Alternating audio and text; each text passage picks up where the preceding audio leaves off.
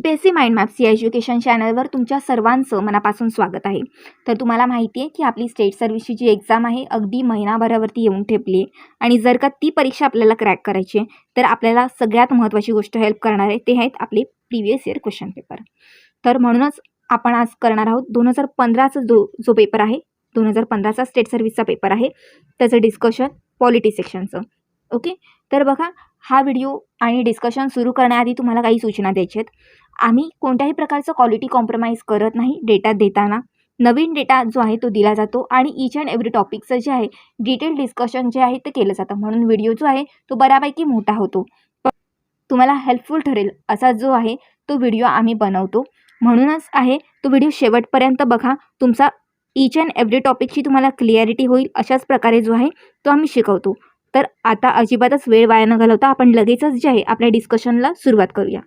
तर बघा इथे आपला पहिला प्रश्न आहे, भारतीय राज्यघटनेच्या कुठल्या आर्टिकलनुसार राज्य सरकारांनी वन्य जमातीकडून अन्य लोकांकडे जमीन हस्तांतरण करण्यास प्रतिबंध करण्याचे धोरण स्वीकारले.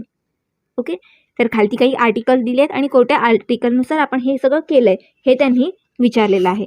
तर बघा जर का तुम्ही एक नीट ऑब्झर्व कराल तर तुम्हाला काय हे आर्टिकल कसले आहेत तर DPSPचे आहेत.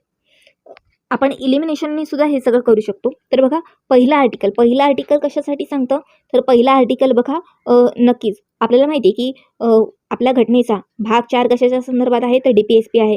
DPSPमध्ये कलमं किती आहेत तर 36 ते 51 जी आहेत ती कलमं आहेत. मग त्याची जी व्याख्या आहे 36मध्ये काय असणार आहे व्याख्या असणार आहे. 36मध्ये डेफिनेशन आहे त्याच्यामुळे हे येऊ शकत नाही. ओके, त्याच्यानंतर बघा दुसरा ऑप्शन आहे आर्टिकल 46. तर 46मध्ये काय आहे तर 46मध्ये ही जी तरतूद आहे ती दिलेली आहे. 46 आर्टिकल असं म्हणतं की SC ST किंवा अदर जे दुर्बल आहेत ओके त्यांना शैक्षणिक आणि आर्थिक हिताला चालना देणे आणि त्यांना अन्यायापासून आणि शोषणापासून त्यांचं संरक्षण करणे. आणि ह्याच कलमानुसार जे आहे ते काय केलं आहे राज्य सरकारांनी वन्य जमातीकडून काय केलं आहे हस्तांतरणाला काय केलं आहे प्रतिबंध जो आहे याच कलमानुसार जो आहे तो केलेला आहे. म्हणून आपलं उत्तर आहे ऑप्शन नंबर 2. ओके, आता बघा ऑप्शन नंबर 3 काय म्हणतं. ओके, आर्टिकल 39 काय म्हणतं. आर्टिकल 39 असं सांगतं की मुलांच्या आरोग्यपूर्ण विकासाची संधी, मुलांना आरोग्यपूर्ण विकासाची संधी जी आहे ती आपल्याला आर्टिकल 39नुसार जी आहे ती दिलेली आहे. म्हणून बघा इथे आपण जेवढे आर्टिकल आहेत ते डिटेलमध्ये बघितलेले आहेत आणि आपलं उत्तर आहे आर्टिकल नंबर 46 ऑप्शन नंबर 2. आता बघूया पुढचा प्रश्न. बघा पुढचा प्रश्न आहे, संसदेबाबत खालील विधाने विचारात घ्या आणि कोणतं विधान चुकीचं आहे ते निवडा. बघा इथे मी तुम्हाला सांगितलं होतं की आपला जो आयोग आहे पार्लिमेंटरी डिव्हायसेस म्हणा किंवा त्याच्यामधले त्याच्या संसदेच्या पद्धती आहेत कामकाजाच्या पद्धती त्याच्यावरती आयोग वारंवार प्रश्न विचारतो. मागे आयोगाने हे लक्षवेधी सूचनावरती पण प्रश्न विचारला होता आणि 0R पण आपण प्रश्न बघितलेला आहे. ओके, तर हे जे गोष्टी आहेत संसदेच्या कामकाजाच्या पद्धती आणि पार्लिमेंटरी डिव्हायसेस जे आहेत ते व्यवस्थित पद्धतीने तुम्ही करून ठेवा, म्हटलंच पाठच करून ठेवा. तरी ते लक्षात घ्या. आपण आपल्या स्टेटमेंट्स बघूया. पहिली स्टेटमेंट आहे, लक्षवेधी सूचनेची सर्वप्रथम तरतूद 1954मध्ये करण्यात आली. तर करण्यात आली होती का? बरोबर. मागे जो आपण 2020ला डिस्कशन बघितलं होतं त्याच्यामध्ये पण आपण हे बघितलं होतं. लक्षवेधी संबंधी सूचना सदस्याद्वारे लिखित स्वरूपात सकाळी 10 वाजेपर्यंत द्यावी. तर हे स्टेटमेंट बरोबर आहे का? तर हो, हे स्टेटमेंट काही आहे बरोबर आहे. पुन्हा लक्षात घ्या, एका बैठकीसाठी सभासद एकापेक्षा जास्त लक्षवेधी सूचना देऊ शकत नाही. तर हे स्टेटमेंट बरोबर आहे का? तर बघा हे स्टेटमेंट चुकीचं आहे. लक्षवेधी सूचना म्हणजे काय हे आधी आपल्याला माहिती आहे पाहिजे. लक्षवेधी सूचना म्हणजे एखाद्या सार्वजनिक तातडीच्या मुद्द्यावरती खूप अशा इमर्जन्सी पॉईंटवर मंत्र्यांचं लक्ष वेधायचं आहे तर काय केलं जातं तर लक्षवेधी सूचना या टूलचा वापर केला जातो. याच्यामध्ये मुद्दा किती असावा याच्यावरती लिमिट आहे. किती? एकच सूचना नाही आहे, एकच सूचना असं नाही आहे तर किती आहे एकाच विषयावर जी आहे आपण लक्षवेधी सूचना जी आहे ती देऊ शकतो. तातडीचा विषय कोणता असावा तर जो सार्वजनिक आणि करंट जो कोणताही 1-2 विषय आहेत तातडीच्या मुद्द्यावर त्याच्यावरतीच डिस्कशन होईल. कोणाचं लक्ष वेधलं जाईल तर मंत्र्यांचं लक्ष जे आहे ते लक्षवेधी सूचना म्हणजेच काही कॉलिंग अटेन्शनने वेधण्याचा प्रयत्न आपण म्हणजे संसदेतले सभागृह जे काही सदस्य आहेत ते करणार आहेत लक्षवेधी सूचना या टूलचा वापर करून. ओके, तर बघा याची निर्मिती जी आहे लक्षवेधी सूचनेची कॉलिंग अटेन्शनची ती कुठे झाले तर भारतीय संसदीय प्रणालीमध्येच झालेली आहे. आपणच इन्व्हेंट केलेला हा टूल आहे. हे जे कॉलिंग अटेन्शन आहे ओके, लक्षवेधी सूचना आहे याचा जे सभागृहाचे कामकाज नियमांचे प्रक्रिया जे नियम आहेत ना, म्हणजेच काय लोकसभा रूल आणि राज्यसभा रूल याच्यामध्ये पण काय आहे त्याची तरतूद आहे. तर लक्षात घ्या LSR म्हणजे काय Lok Sabha rule number 197 Lok Sabha rule number 197 मध्ये लक्षवेधी सूचनेबाबत तरतूद आहे. आणि RSR म्हणजे राज्यसभा रूल 180 याच्यामध्ये पण काही आहे लक्षवेधी सूचना जी आहे त्याची तरतूद आहे. आता मागे जो 2020ला आपल्याला प्रश्न आलेला त्याच्यामध्ये याच्याबद्दल आपण खूप डिटेलमध्ये असं डिस्कशन केलं होतं आणि आताही केलेलं आहे. ही सूचना कशासाठी वापरतात तर मंत्र्यांचं लक्ष वेधण्यासाठी. ओके, त्यांनी विचारले आपल्याला चुकीचा ऑप्शन कोणता आहे. तर बघा कोणता ऑप्शन चुकीचा आहे क. कारण तर यांनी आपल्याला विचारलेलं आहे की कोणतं विधान चुकीचं आहे. तर बघा विधान कोणतं चुकीचं आहे तर क वालं, म्हणून आपलं उत्तर आहे ऑप्शन नंबर 3 क. आता बघूया पुढचा प्रश्न. बघा पुढचा प्रश्न आहे काही स्टेटमेंट दिल्यात त्या वाचूया आपण. ब्रिटनमध्ये विधिनियमात न्यायालयीन पुनर्विलोकनाची परवानगी नाही. ओके, ब्रिटनमधील विधिनियमात न्यायालयीन पुनर्विलोकनाची परवानगी नाही. तर हे स्टेटमेंट बरोबर आहे का हे आपल्याला कसं कळणार. तर हे स्टेटमेंट बरोबर आहे. आणि का तर लक्षात घ्या ब्रिटनमध्ये जी घटना आहे ती कशी आहे लिखित स्वरूपाची घटना नाही आहे. ब्रिटनमधली घटना ही लिखित स्वरूपाची घटना नाही आहे. दुसरी गोष्ट तिकडे जी घटना दुरुस्तीची प्रक्रिया आहे ही पण कशी आहे खूपच सोप्या पद्धतीची घटना दुरुस्तीची प्रक्रिया आहे ब्रिटनमध्ये. एक तर त्यांची घटना लिखित नाही, दुसरं त्यांची प्रक्रिया पण खूप सोपी आहे. आणि तिसरी गोष्ट तिथे सर्वोच्च कोण आहे तर राजा आहे. तिथे घटनेपेक्षा सर्वोच्च कोण आहे राजा आहे. त्याच्यामुळे तिथे न्यायालयीन पुनर्विलोकनाला काही आहे परवानगी नाही आहे. ही गोष्ट बरोबर आहे. ओके, त्याच्यानंतर बघा ब वाली स्टेटमेंट जेथे न्यायालयीन पुनर्विलोकनाबाबत कोणतीही मर्यादा नाही अशा अमेरिकेच्या न्यायसंस्थे इतकी भारतीय न्यायसंस्था श्रेष्ठ नाही. ओके, तर हे स्टेटमेंट बरोबर आहे का तर हो, आपल्याकडे हे स्टेटमेंट काही आहे बरोबर आहे. अमेरिकेची जी न्यायालयीन पुनर्विलोकन आहे ते कसं आहे तर ते अमर्याद आहे. तिकडची जी न्यायालय आहेत कोणत्याही विषयावरती न्यायालयीन पुनर्विलोकन जे आहे ते करू शकतात. पण आपल्या भारतामध्ये तसं आहे का नाही. आपल्याकडे भारतामध्ये न्यायालयीन पुनर्विलोकनाला काही लिमिट्स ही लागू आहेत. ओके, म्हणून दोन्ही विधानं जी आहेत काय आहेत बरोबर आहेत. ओके, आता आपण बघूया न्यायालयीन पुनर्विलोकनाबद्दल म्हणजेच काय ज्युडिशियल रिव्ह्यू ही जी कन्सेप्ट आहे हिचा उगम कुठे झाला आहे तर USA मध्ये झालेला आहे. USA मध्ये मार्बरी वर्सेस मॅडिसन ही जी केस होती 1803ची त्यावेळेस ही जी टर्म आहे ज्युडिशियल रिव्ह्यू ही उदयाला आली. ओके, आपल्या भारतामध्ये कोणकोणत्या गोष्टींना ज्युडिशियल रिव्ह्यू होऊ शकतो याच्याबाबत काही तरतुदी आहेत. ओके, ज्या जस्टिस सर्वोच्च न्यायालयाचे जे जस्टिस आहेत न्यायमूर्ती कादरी यांनी काही गोष्टी कोणत्या गोष्टींना न्यायालयीन पुनर्विलोकन म्हणजे ज्युडिशियल रिव्ह्यू होईल असं दिलेलं आहे. तर त्याच्यामध्ये 3 गोष्टी आहेत. त्याच्यामध्ये बघा पहिली गोष्ट आहे म्हणजे घटना दुरुस्ती, दुसरी गोष्ट आहे संसदेचे किंवा विधिमंडळाचे संसदेचे किंवा राज्य विधिमंडळाचे कायदे किंवा दुय्यम कायदे, तिसरी गोष्ट आहे संघराज्य. ओके, संघराज्य म्हणजे आपलं केंद्र शासन, दुसरं आहे राज्य, त्याच्यानंतर अधिकारी यांच्या प्रशासकीय कृती हे सगळं कशामध्ये येईल अंडर ज्युडिशियल रिव्ह्यू येईल. ओके, आपल्या घटनेमध्ये काही अशी स्पष्ट ज्युडिशियल रिव्ह्यू संदर्भात काही तरतूद नाही आहे. पण आपल्या घटनेतले काही महत्त्वाची कलम आहेत. फॉर एक्झाम्पल कलम नंबर 13, 32, 131 ते 136, 143, 226 हे काय प्रतीत करतात तर ज्युडिशियल रिव्ह्यू जे आहे ते प्रतीत करतात. ओके, तर इथे आपण ज्युडिशियल रिव्ह्यूबद्दल डिटेल माहिती बघितली. आता बघूया पुढचा प्रश्न.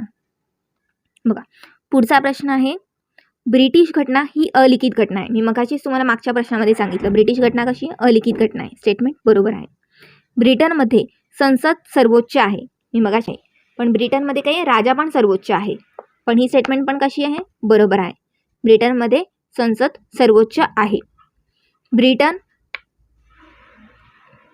ब्रिटिश राज्यघटना ही अधिक लवचिक आहे. तर हे स्टेटमेंट बरोबर आहे का तर हो, मी मागच्या प्रश्नामध्ये सांगितलं होतं तिथे काही आहे घटना दुरुस्ती प्रक्रिया कशी आहे खूपच सोपी आहे. म्हणजेच काय त्यांची घटना कशी आहे लवचिक आहे. त्याच्यामध्ये मॉडिफिकेशन्स करणं त्याच्यामध्ये चेंजेस करणं हे कसे खूप इझिली पॉसिबल आहे. यांनी काय सांगितलं आपल्याला चुकीचं विधान निवडा. तर याच्यापैकी कोणतं विधान चुकीचं आहे का तर नाही, सर्व विधानं बरोबर आहेत. म्हणजे वरीलपैकी कोणतंही नाही. ऑप्शन नंबर 4 हे आपलं उत्तर आहे. पुढचा प्रश्न आहे राज्य प्रशासकीय लवादाच्या अध्यक्षाची नेमणूक कोण करतं. खूप साधा सरळ आणि सरळ प्रश्न आहे. ओके, राज्य प्रशासकीय लवाद म्हणजेच काय तर स्टेट ॲडमिनिस्ट्रेटिव्ह ट्रिब्युनल. तर बघा आपल्या घटनेच्या 323A मध्ये काय दिलेलं आहे, तर केंद्र प्रशासकीय लवाद 323A मध्ये केंद्र प्रशासकीय लवाद किंवा राज्य प्रशासकीय लवाद म्हणजेच काय ॲडमिनिस्ट्रेटिव्ह ट्रिब्युनल्स जे आहेत ते स्थापन करण्यासंदर्भात काय आहे तरतूद केलेली आहे. त्याच्यानुसार आपल्या गव्हर्नमेंटने 1985ला कायदा केला, प्रशासकीय न्यायाधिकरण कायदा 1985. याच्यानुसार आपली गव्हर्नमेंट काय स्थापन करते, ॲडमिनिस्ट्रेटिव्ह ट्रिब्युनल्स जो आहे तो स्थापन करते. ओके, पण हे स्थापन करण्याचा आणि आपला इथे प्रश्न आहे त्याच्या अध्यक्षाची नेमणूक कोण करतात, तर त्याच्या अध्यक्षाची नेमणूक करतात राष्ट्रपती. कोण करतात, फक्त अध्यक्षांची नाही तर त्याचे अध्यक्ष सदस्य जे काही असतील त्या सगळ्यांची नेमणूक कोण करतात, राष्ट्रपती जे आहेत ते करतात. ओके, आणि ह्यांनी विचारला स्पेशली प्रशासकीय लवाद त्याची नेमणूक पण कोण करतात, राष्ट्रपतीच करतात. राज्यपालांशी संबंधित राज्याच्या राज्यपालांशी विचार विनिमय करून राष्ट्रपती त्यांची काय करतात, नेमणूक करतात. आता प्रशासकीय लवाद कशासाठी असतो, तर बघा त्याचा उद्देश असतो राज्य सरकारचे जे काही कर्मचारी आहेत त्यांची भरती आणि त्यांच्या सेवा सरतीच्या मुद्द्यांवरती काय असतात, एक अधिकार क्षेत्र असतं, ते म्हणजेच काय ज्युरिस्डिक्शन असतं. जर का त्यांच्या संदर्भात भरती आणि सेवांच्या संदर्भात काही त्यांच्या तक्रारी असतील, त्याच्या संदर्भात काही वाद असतील तर त्याची केस कुठे चालते, तर त्या प्रशासकीय लवादाकडे चालते. फॉर एक्झाम्पल आता जर का तुम्ही बघा आपल्याकडे सध्या करंट मुद्दा चालू आहे वानखेडेंचा. आता वानखेडे कोण आहेत, IRS ऑफिसर आहेत, म्हणजेच काय आहेत ते केंद्रीय. त्यांची केस जर का आहे ती कुठे चालेल, जर का असा काही वाद निर्माण झाला, आता वानखेडेंचा मुद्दा आहे तर त्यांच्या संदर्भात जर का काही झालं तर ते कुठे चालेल, तर कॅटकडे चालेल.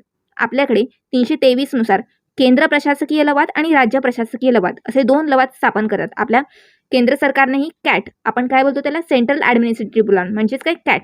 जर का केंद्रासंबंधात कर्मचारी असेल तर त्याची जी केस आहे ती कुठे चालते, कॅटमध्ये चालते. आणि जर का राज्य संदर्भात आहे तर कुठे चालते, सॅटमध्ये चालते. तर तसंच सॅट म्हणजेच काय, तर स्टेट ॲडमिनिस्ट्रेटिव्ह ट्रिब्युनल. तसं आपल्याकडे काय आहे, महाराष्ट्राचं मॅट म्हणजेच काय महाराष्ट्र ॲडमिनिस्ट्रेटिव्ह ट्रिब्युनल जे आहे ते चालतं. ओके, आणि अजून एक गोष्ट आहे याच्यामध्ये, आपल्या घटनेमध्ये मुळात ही तरतूद जी आहे सॅट किंवा मॅटची, ओके, किंवा कोणत्याही ॲडमिनिस्ट्रेटिव्ह ट्रिब्युनलची ही अजिबात नव्हती.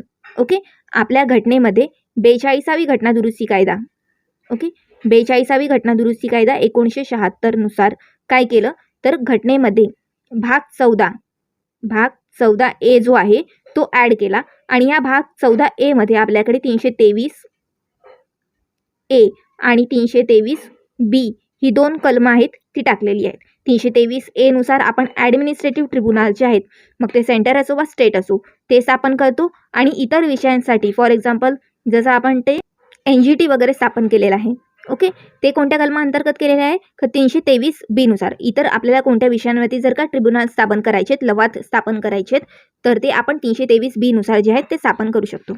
ओके, तर अशा प्रकारे आपण लवाद पण डिटेलमध्ये बघितलेले आहेत. आता बघूया पुढचा प्रश्न. पुढचा प्रश्न आहे, भारतीय राज्यघटनेच्या मूलभूत चौकटीच्या तत्वातून ... व्यक्त होतं. बघूया काय स्टेटमेंट्स दिलेले आहेत. एक आहे, राज्यघटनेची काही वैशिष्ट्य अत्यंत आवश्यक असतात की जी केव्हाच रद्द करता येत नाही.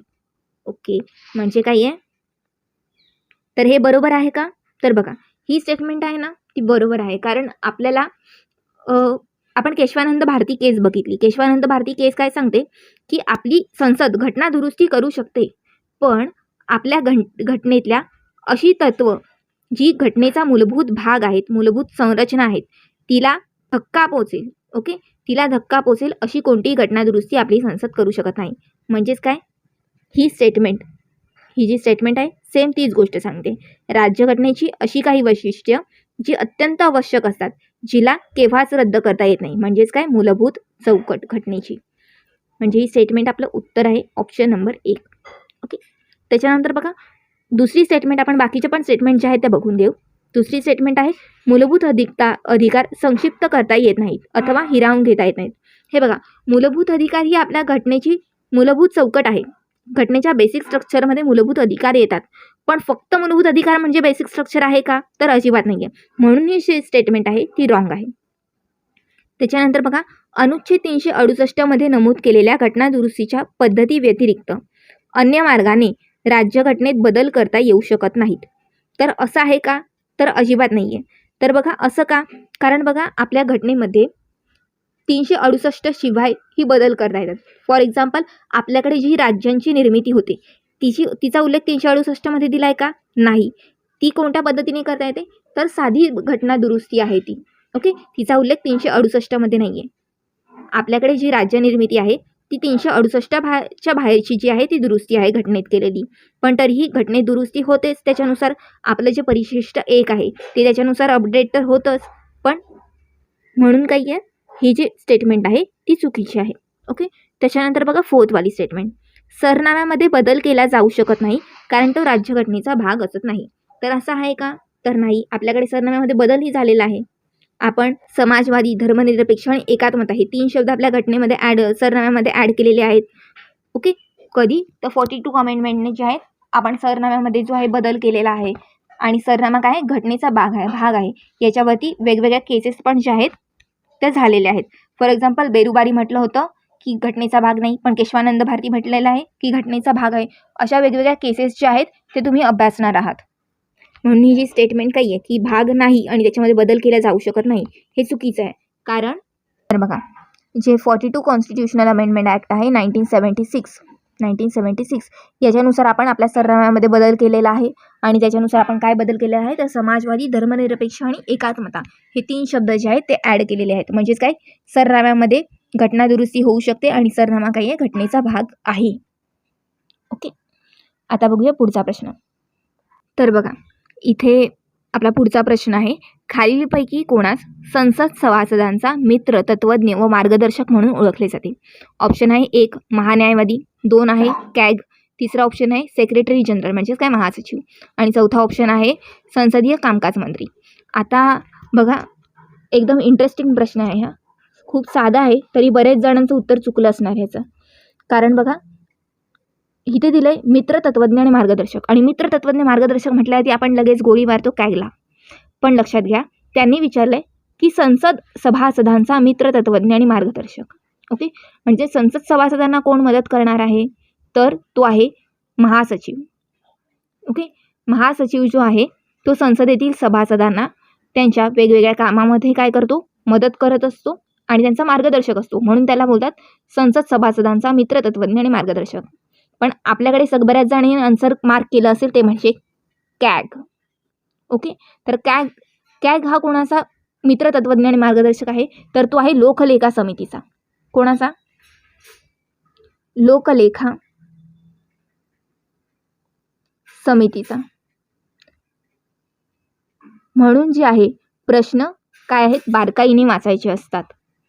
हे आपल्याला या प्रश्नावरून कळतं. खूप सोपा प्रश्न आहे, पण बरेच जण जर का खूप घाईघाईने वाचतील तर नक्कीच त्याचं उत्तर कॅग हे मार्क करतील. अशा पद्धतीने आहे. म्हणून प्रश्न आहेत फक्त वाचून उपयोग नाही, आपल्याला माहिती असून उपयोग नाही. तर कसं असतं तो प्रश्न बारकाईने वाचणं आणि त्याचं करेक्ट आन्सर गेस करणं पण जास्त गरजेचं असतं. आता बघूया पुढचा प्रश्न. पुढचा प्रश्न आहे खालील विधाने ओळखा आणि त्याच्यामध्ये बरोबर विधानं जे आहेत ते ओळखायचे. बघा, प्रथमतः खाजगी व्यक्ती राष्ट्रीय दिवस सोडून राष्ट्रध्वज फडकवू शकत नव्हती.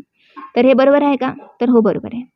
दुसरी स्टेटमेंट आहे आचारसंहितेला 2007 मध्ये पुन्हा एकदा सुधारणा करण्यात आली. तर असं आहे का? आपला जो कोड होता फ्लॅग कोड तो कधी लागू झालेला आहे? तर 2002ला आपला फ्लॅग कोड जो आहे तो लागू झाला. ओके, त्याच्यामध्ये सुधारणा काही झाली नाही आहे. ओके, सॉरी इथे मला लिहायचं होतं 2002ला जो आहे तो आपला फ्लॅग कोड म्हणजेच काय ध्वजसंहिता जी आहे ती लागू झाली. कधीपासून? तर 26 जानेवारी 2002 पासून जे आहे आपला फ्लॅग कोड म्हणजेच काय ध्वजसंहिता जी आहे ती लागू झाली. आणि त्याच्यानुसार आता खाजगी व्यक्ती पण काय आहेत तर राष्ट्रीय दिवस सोडून ध्वज जो आहे तो फडकू शकतात किंवा जे इतर बाकीच्या संस्था आहेत त्या ध्वज फडकवू शकतात किंवा ध्वज आपला कसा असावा. ओके, तो फडकवण्यासाठी कोणते नियम आहेत, कोणते रेग्युलेशन्स आहेत, त्याची साईज काय असावी. जर का प्रायव्हेट मेंबर जर का ध्वज फडकवणार असेल तर त्यांनी कोणते कोणते रूल्स फॉलो केले पाहिजे, तो कधी फडकवू शकते, ह्या गोष्टी कशामध्ये दिल्यात तर आपल्या ध्वजसंहितेमध्ये दिलेल्या आहेत. ओके, आणि ह्यांनी विचारलं आपल्याला बरोबर उत्तर कोणतं आहे? तर बघा बरोबर उत्तर आहे ऑप्शन नंबर 1. आधी तो फडकवू शकत नव्हता खाजगी व्यक्ती, पण 2002ला जेव्हा फ्लॅग कोड आला त्याच्यामध्ये बदल झाले रूल्समध्ये आणि काय आहे खाजगी व्यक्ती पण आता ध्वज फडकवू शकतो. ओके, आता बघूया पुढचा प्रश्न. बघा पुढचा प्रश्न आहे आपला, घटना समिती म्हणजेच काय कॉन्स्टिट्युएंट असेंब्ली नंतर विधान समिती म्हणजेच लेजिस्लेटिव्ह असेंब्ली बनली, जिचे पुढे रूपांतर तात्पुरत्या हंगामी संसदेमध्ये झाले. तर हे स्टेटमेंट बरोबर आहे का? यांनी विचारलं आपल्याला चुकीचं स्टेटमेंट ओळखा. तर बघा पहिल्या स्टेटमेंटमध्ये लिहिले की आपली घटना समिती नंतर काय बनली, तर संसद बनली आणि तिने तात्पुरती संसद म्हणून काम केली. तर असं केलं का? तर हो, आपली जी घटना समिती आहे ती सगळ्यात पहिले कधी 17 नोव्हेंबर 1947ला पहिल्यांदा संसद बनली. ओके. आणि तिने कधी तर 17 एप्रिल 1952 म्हणजे आपल्या देशाच्या पहिल्या सार्वत्रिक निवडणुका होईपर्यंत काही आहे हंगामी संसद म्हणून काम केलेलं आहे. तिचे अध्यक्ष कोण होते? आपल्या हंगामी संसदेचे अध्यक्ष कोण होते? तर जी.व्ही. मावळणकर. कोण होते? जी.व्ही. मावळणकर जे आहे ते त्याचे अध्यक्ष होते. म्हणजे ही स्टेटमेंट काही आहे बरोबर आहे. ओके. त्याच्यानंतर बघा ज्या दिवशी घटनेवर सह्या होत होत्या त्या दिवशी बाहेर पावसाची रिमझिम चालू होती, जो एक शकून मानला गेला. तर ही स्टेटमेंट बरोबर आहे का? आता बरेच लोक बोलतील आम्ही थोडी नव्हतो तेव्हा बघायला वगैरे. हा असा कसा आयोगाने प्रश्न विचारला आहे? तर बघा आयोग फक्त प्रश्न बुक बेसवर विचारत नाही. ओके. ही स्टेटमेंट जी आहे ती बरोबर आहे, पण आयोग प्रश्न जे आहे तो फक्त बुक बेसवर विचारत नाही. राज्यसभा टी व्ही म्हणजेच RSTV हे चॅनल आहे, RSTV चॅनल आहे, त्यांनी संविधान का निर्माण ही एक सिरीज चालू केली होती. त्याच्यामध्ये जे आहे हे स्टेटमेंट जे आहे त्याच्या अँकरने आहे ते केलेलं आहे आणि त्याच्यावरून त्यांनी ते पिक केलेलं आहे आणि ते टाकलेलं आहे आणि आपल्याला विचारलं प्रश्न म्हणून. ओके. पण स्टेटमेंट जे आहे ते बरोबर आहे. ओके. म्हणून आपण जे आपल्याला ज्या ज्या गोष्टीतून शिकता येईल मग ते सिरीजमधून का असेना ते शिकलं पाहिजे, आणि कारण ते असं उपयोगाला आहे. म्हणून इथे आपलं उत्तर आहे ऑप्शन नंबर 4 दोन्ही नाहीत, कारण आपल्या ज्या दोन्ही स्टेटमेंट आहेत त्या कशा आहेत बरोबर आहेत. तर बघा इथे अशा प्रकारे आपण जे काही 2015ला आयोगाने पॉलिटीचे जे क्वेश्चन्स विचारलेले आहेत ते खूप डिटेल पद्धतीने जे आहेत ते आपण बघितलेले आहेत. तुम्हाला अजून त्याच्यावरती काही डाऊट्स असतील, तुमचे काही सजेशन्स असतील तर तुम्ही कमेंट बॉक्समध्ये कळवा. त्याच्यावरती मी नक्कीच तुम्हाला जे आहे ते उत्तर देईन, रिप्लाय देईन. तर इथे अशा प्रकारे आपण आपला पॉलिटीचा जो पेपर होता खूप डिटेल पद्धतीने डिस्कस केलेला आहे. तुम्हाला हा व्हिडिओ कसा वाटला? ओके. तुम्हाला आवडला असेल तर नक्कीच लाईक करा, तुमच्या फ्रेंड्ससोबत शेअर करा. तुमचे काही डाऊट्स असतील, तुमचे काही सजेशन्स असतील ते तुम्ही डिस्क्रिप्शनमध्ये कळवा, त्याच्यावरती मी तुम्हाला नक्कीच उत्तर देईन. आणि आमचं जे चॅनल आहे MPSC माइंड मॅप्स हे नक्कीच सबस्क्राईब करा अशाच चांगल्या चांगल्या व्हिडिओ बघण्यासाठी. तर तोपर्यंत तुम्ही तुमचा अभ्यासही करत राहा आणि तुम्हाला अभ्यासासाठी येणाऱ्या परीक्षासाठी खूप मनापासून ऑल दी बेस्ट. थँक्यू.